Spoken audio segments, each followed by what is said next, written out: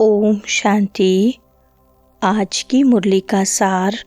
मीठे बच्चे, तुम्हें फूल बन सबको सुख देना है। फूल बच्चे मुख से रतन निकालेंगे।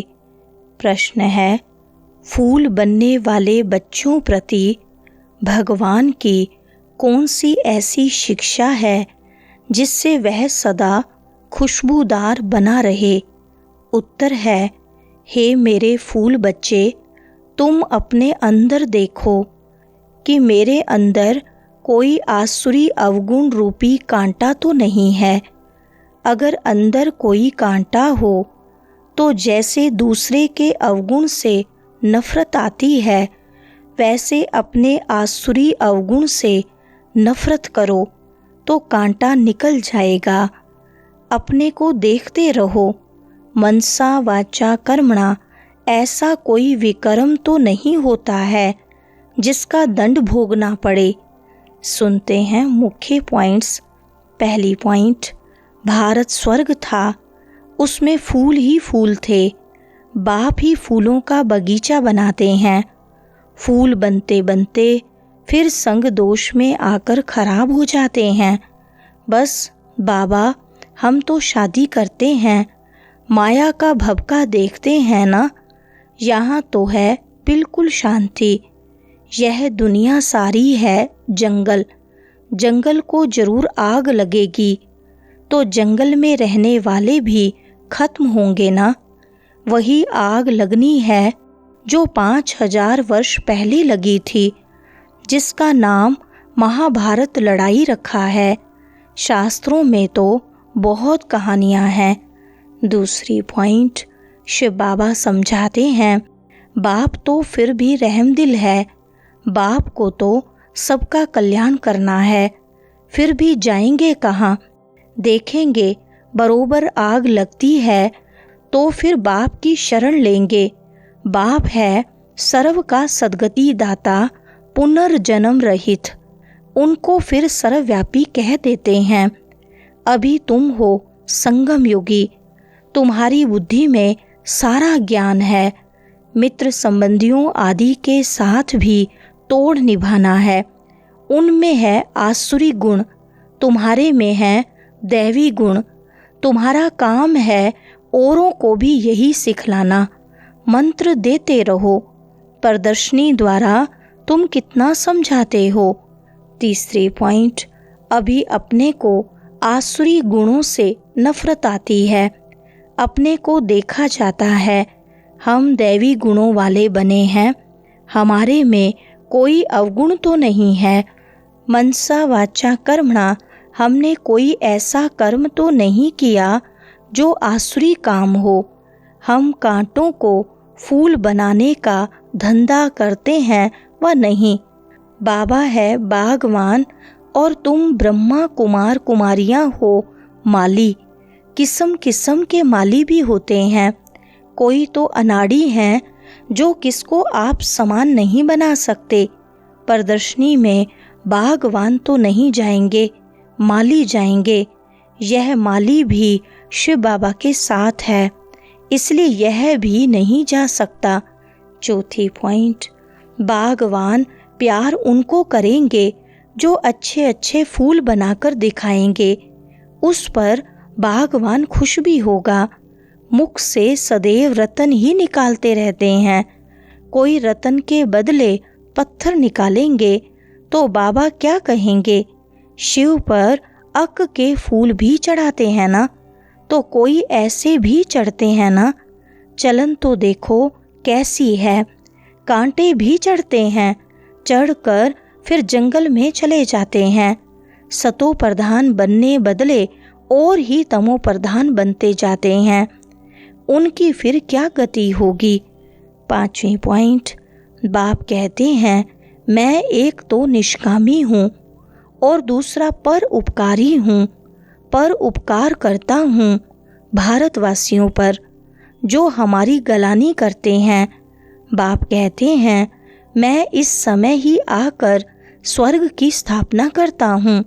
किसको कहो स्वर्ग चलो तो कहते, स्वर्ग में तो हम यहाँ हैं ना। अरे स्वर्ग होता है सतयुग में, कलयुग में फिर स्वर्ग कहाँ से आया?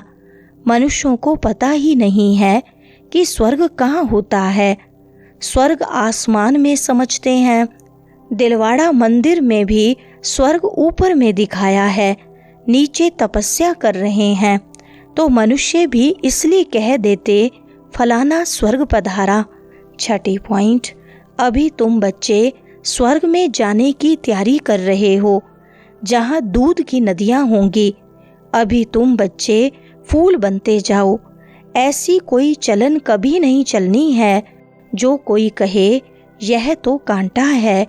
हमेशा फूल बनने के लिए पुरुषार्थ करते रहो। माया कांटा बना देती है, इसलिए अपनी बहुत बहुत संभाल करनी है।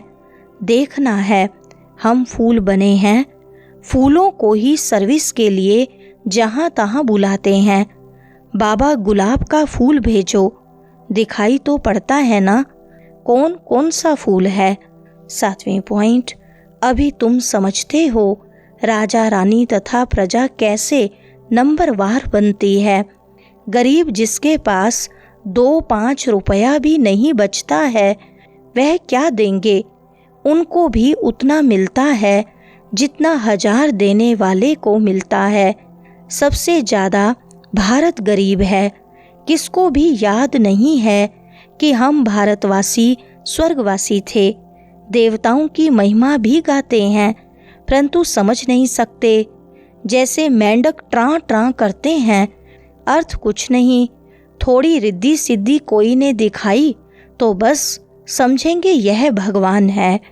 8वें पॉइंट, यह सारी दुनिया पतित है। सब पुकारते हैं हे पतित पावन आओ। अब उनको आना है व गंगा स्नान करने से पावन बनना है।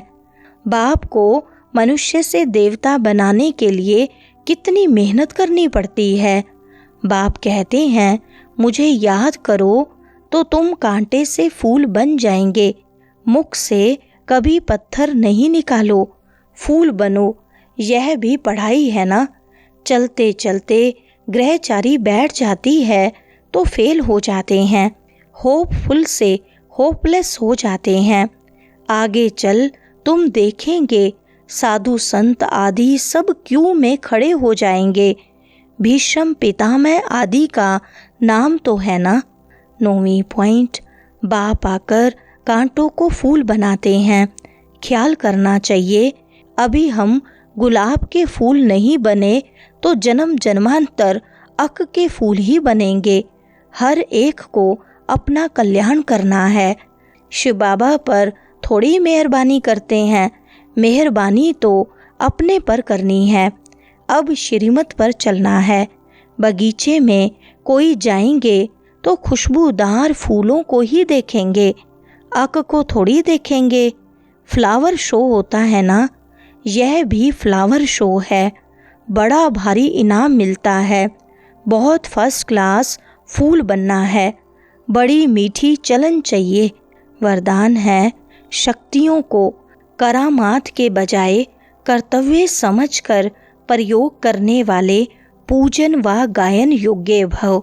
विस्तार है, याद द्वारा जो शक्तियों की प्राप्ति होती है उन्हें करामात समझकर प्रयोग नहीं करना, लेकिन कर्तव्य समझकर कार्य में लगाना।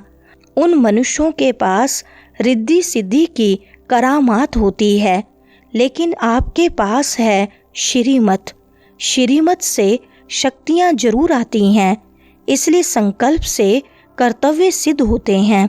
संकल्प से किसको कार्य की प्रेरणा दे सकते हो, यह भी शक्ति है। लेकिन श्रीमत में जब अपनी मन मत मिक्स न हो तब गायन और पूजन योग्य बनेंगे। स्लोगन है, किसी भी प्रकार की हलचल में दिल शिकस्त होने की बजाय बड़ी दिल वाले बनो। अच्छा, ओम शांति।